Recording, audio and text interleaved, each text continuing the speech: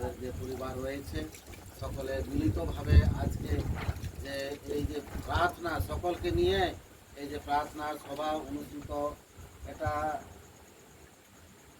এটা সাধারণত এমনিতে হয় নাই।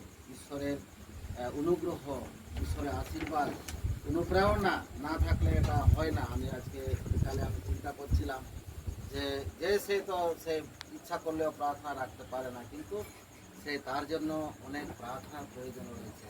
সেই ইচ্ছা ডিজায়ার ওটা হতে হবে, আর তবে ঈশ্বরের অনুগ্রহ, ঈশ্বরের সেই অনুপ্রেরণা আমরা পেতে পারি এবং আমরা সকলকে ডেকে আমরা সেই মহামারীর মধ্যস্থতায় আমরা ঈশ্বরের কাছে আমরা প্রার্থনা করতে পারি। তাই এই সুযোগ মানুষ হয়ে উঠবেন, পরিবারের সকল সুখ দুঃখ নিজেই জানাবেন।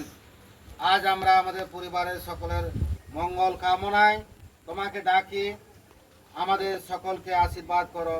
তোমার ঐশ্বর শান্তিদানে ধন্য হয়ে আমরা সকলে যেন সর্বাঙ্গীন কল্যাণপ্রাপ্ত হই, সকলের মধ্যে যেন শান্তি সম্প্রীতি বজায় রাখতে পারি। এক ক্ষুদ্র খ্রিস্টমণ্ডলীর মতো সকলের সামনে যেন তোমার নামের মহিমা ঘোষণা করতে পারি।